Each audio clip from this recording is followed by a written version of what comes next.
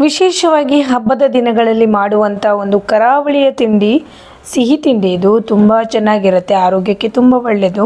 ಇದನ್ನು ಪಾತೊಳೆ ಅಥವಾ ಅರಶಿನ ಎಲೆ ಗಟ್ಟಿ ಅಂತಲೂ ಕರೀತಾರೆ. ಸೊ ವೀಕ್ಷಕರೇ, ಇವತ್ತು ಇದರ ರೆಸಿಪಿ ಹೇಗೆ ಅಂತ ನೋಡೋಣ. ನಮಸ್ಕಾರ ವೀಕ್ಷಕರೇ, ಎಲ್ಲರೂ ಹೇಗಿದ್ದೀರಾ? Welcome back to the workers channel. ಮೊದಲಿಗೆ ನಾನಿಲ್ಲಿ ನೋಡಿ 2 ಗ್ಲಾಸಷ್ಟು ಬೆಳ್ತಿಗೆ ಅಕ್ಕಿಯನ್ನು ನೆನೆ ಹಾಕಿಟ್ಟೆ ಒಂದು 3-4 ಗಂಟೆ ಮುಂಚೆನೇ. ಆಮೇಲೆ ನೋಡಿ ಅರಶಿನ ಎಲೆ ಇಲ್ಲಿ ತಗೊಂಡಿಟ್ಟಿದ್ದೇನೆ. ಇದು ನನ್ನ ಚಿಕ್ಕಮ್ಮ ಕೊಟ್ಟರು, ಊರಿಂದ ಬರಬೇಕಾದ್ರೆ ನಾನು ತಗೊಂಬಂದೆ. ಈಗ ನೋಡಿ ಅಕ್ಕಿಯನ್ನು ಗಾಳಿಸಿ ಇಟ್ಟಿದ್ದೇನೆ, ನೀರೆಲ್ಲ ತೆಗೆದು. ಈಗ ಇದನ್ನು ಮಿಕ್ಸಿನಲ್ಲಿ ನಾನು ಗ್ರೈಂಡ್ ಮಾಡ್ಕೊಳ್ತಾ ಇದ್ದೀನಿ. ಚೆನ್ನಾಗಿ ನೈಸಾಗಿ ನಾವು ಗ್ರೈಂಡ್ ಮಾಡ್ಕೊಳ್ಬೇಕು. ಈಗ ಗ್ರೈಂಡ್ ಮಾಡಿದ ನಂತರ ಹಿಟ್ಟು ರೆಡಿಯಾಗಿದೆ. ಇದಕ್ಕೆ ಸ್ವಲ್ಪ ಉಪ್ಪನ್ನು ಹಾಕ್ಕೊಂಡು ಅದನ್ನು ಚೆನ್ನಾಗಿ ಬೆರೆಸ್ಕೊಳ್ತಾ ಇದ್ದೀನಿ. ಈಗ ನಾವಿಲ್ಲಿ ಎಲೆಯನ್ನು ಚೆನ್ನಾಗಿ ತೊಳೆದು ಅದನ್ನು ಒರೆಸಿ ಇಟ್ಕೊಳ್ತಾ ಇದ್ದೀನಿ. ಎಲೆಯಲ್ಲಿ ಕಸ ಎಲ್ಲ ಇರುತ್ತೆ, ಕ್ಲೀನ್ ಮಾಡ್ಕೊಳ್ಬೇಕಾಗತ್ತೆ. ಸೊ ಈಗ ನೋಡಿ ನಾನು ಅದರ ಒಳಗಿನ ಸ್ಟಫಿಂಗ್ ಅಥವಾ ಹೂರಣವನ್ನು ರೆಡಿ ಮಾಡ್ತಾ ಇದ್ದೀನಿ.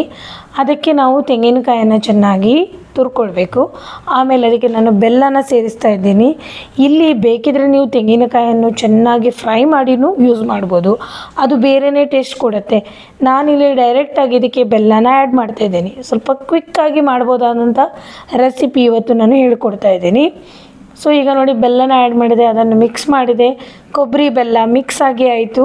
ಈಗ ಅದನ್ನು ಒಳ್ಳೆ ರೀತಿಯಲ್ಲಿ ಮಿಕ್ಸ್ ಮಾಡಬೇಕು. ಎಲ್ಲ ಕಡೆ ನಮ್ಮ ಬೆಲ್ಲ ಮತ್ತು ಕೊಬ್ಬರಿ ಎಲ್ಲ ಮಿಕ್ಸಾಗಿ ಚೆಂದ ಆಗಬೇಕು. ಈಗ ಇದಕ್ಕೆ ನಾನು ಸ್ವಲ್ಪ ತುಪ್ಪನ ಸೇರಿಸ್ತಾ ಇದ್ದೇನೆ. ಯಾಕಂದರೆ ತುಪ್ಪದ ಫ್ಲೇವರ್ ಇದ್ದರೆ ಇದು ಇನ್ನೂ ಸ್ವಲ್ಪ ಸೊಗಸಾದ ಟೇಸ್ಟನ್ನು ಕೊಡುತ್ತೆ. ಸೊ ಸ್ವಲ್ಪ ತುಪ್ಪ ಆ್ಯಡ್ ಮಾಡಿದೆ. ಇಲ್ಲಾಂದರೆ ನೀವು ಇದನ್ನು ತುಪ್ಪದಲ್ಲಿ ಹುರ್ಕೊಂಡು ಅದನ್ನು ಮಿಕ್ಸ್ ಮಾಡಿದರೂ ಚೆನ್ನಾಗಿ ಬರುತ್ತೆ. ಈಗ ನೋಡಿ ಇಲ್ಲಿ ನಾನು ಹಿಟ್ಟನ್ನು ಚೆನ್ನಾಗಿ ಬೆರೆಸಿಟ್ಟಿದ್ದೆ. ಇದನ್ನೀಗ ನಾವು ಎಲೆ ಮೇಲೆ ಹಾಕ್ಕೊಳ್ಬೇಕು. ಎಲೆಯ ಉದ್ದಕ್ಕನುಸಾರವಾಗಿ ಅದನ್ನು ಉದ್ದವಾಗಿ ಸುರಿಕೊಳ್ಬೇಕು ಹಿಟ್ಟನ್ನು. ನೀವು ಬೇಕಿದ್ರೆ ಸ್ವಲ್ಪ ಥಿಕ್ ಕನ್ಸಿಸ್ಟೆನ್ಸಿನಲ್ಲೂ ಮಾಡ್ಬೋದು, ಅಥವಾ ಈ ಕನ್ಸಿಸ್ಟೆನ್ಸಿ ಇದ್ದರೂ ಸಾಕಾಗತ್ತೆ. ಹಿಟ್ಟು ಹಾಕಿದ ನಂತರ ಫೋಲ್ಡ್ ಮಾಡಲಿಕ್ಕೆ ಬಂದರೆ ಸಾಕಾಗತ್ತೆ. ಈಗ ನಾನು ಹಿಟ್ಟು ಹಾಕಿ ಆಯಿತು. ಇದಕ್ಕೀಗ ನಾನು ಮಧ್ಯದಲ್ಲಿ ಬೆಲ್ಲ ಮತ್ತು ಕೊಬ್ಬರಿಯ ಸ್ಟಫಿಂಗನ್ನು ಆ್ಯಡ್ ಮಾಡ್ತಾಯಿದ್ದೇನೆ. ನಿಮಗೆ ಎಷ್ಟು ಸಿಹಿ ಬೇಕನ್ಸುತ್ತೆ ಅಷ್ಟು ನೀವು ಆ್ಯಡ್ ಮಾಡ್ಬೋದು. ಲೈಟಾಗಿನೂ ಹಾಕ್ಬೋದು, ಅಥವಾ ಸ್ವಲ್ಪ ಥಿಕ್ಕಾಗಿ ಹಾಕಿದರೆ ಎಲ್ಲ ಕಡೆ ಸ್ಪ್ರೆಡ್ ಆಗಿ ಒಳ್ಳೆ ಟೇಸ್ಟ್ ಬರುತ್ತೆ. ಸೊ ನಾನು ಇಲ್ಲಿ ನೋಡಿ ಇದನ್ನು ಫೋಲ್ಡ್ ಮಾಡ್ತಾಯಿದ್ದೇನೆ. ಈ ರೀತಿ ಫೋಲ್ಡ್ ಮಾಡೋದು.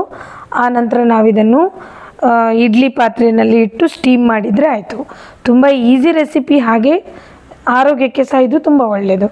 ನೋಡಿ ಇದೇ ಥರ ನಾನು ಒಂದು 10-15 ಪಾತಳೆಗಳನ್ನು ರೆಡಿ ಮಾಡಿದೆ. ಇದನ್ನು ನಮ್ಮ ಕೊಂಕಣಿ ಭಾಷೆಯಲ್ಲಿ ನಾವು ಪಾತಳೆ ಅಂತ ಕರಿತೇವೆ, ತುಳು ಭಾಷೆಯಲ್ಲಿ ಗಟ್ಟಿ ಅಂತ ಕರೀತಾರೆ, ಮಂಜಲ್ಲಿರುತ್ತೆ ಗಟ್ಟಿ ಅಂತ ಕರೀತಾರೆ. ಈ ಅರಶಿನ ಎಲೆ ನಮ್ಮ ಆರೋಗ್ಯಕ್ಕೆ ತುಂಬ ಒಳ್ಳೆಯದು. ಇದು ನಮಗೆ ಶೀತ ಎಲ್ಲ ಆಗಿದ್ದಾಗ ಇದರ ಎಲೆ ರಸಮೆಲ್ಲ ಮಾಡಿ ಕುಡಿದ್ರೆ ಕೂಡ ತುಂಬ ಇಫೆಕ್ಟಿವ್ ಅದು. ಸೊ ಇದನ್ನು ವರ್ಷದಲ್ಲಿ ಒಮ್ಮೆ ನಾಗರ ಪಂಚಮಿಗೆ ಹೆಚ್ಚಾಗಿ ಜನರು ಮಾಡಿ ತಿಂತಾರೆ. ನನಗೆ ನಾಗರ ಪಂಚಮಿ ಟೈಮಿಗೆ ಇದು ಸಿಗಲಿಲ್ಲ. ನಾನು ರೀಸೆಂಟಾಗಿ ಊರಿಗೆ ಹೋಗಿದ್ದಾಗ ಸಿಕ್ಕಿತ್ತು.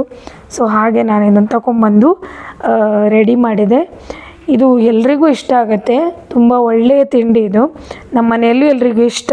ನೋಡಿ ಇದನ್ನು ಈ ರೀತಿ ನಾನು ಇಡ್ಲಿ ಪಾತ್ರೆಯಲ್ಲಿ ಇಡ್ತಾ ಇದ್ದೇನೆ. ಆಮೇಲೆ ಇದನ್ನು ಮುಚ್ಚಿ ಸ್ಟೀಮ್ ಮಾಡೋದು ಅಷ್ಟೇ. ತುಂಬ ಕ್ವಿಕ್ಕಾಗಿ ಮಾಡ್ಬೋದು ಇದನ್ನು. ಸ್ವಲ್ಪ ಒಂದು 10-15 ನಿಮಿಷ ಇದನ್ನು ಸ್ಟೀಮ್ ಮಾಡಿದ ನಂತರ ನೋಡಿ ಇದು ಚೆನ್ನಾಗಿ ಬೆಂದಿದೆ.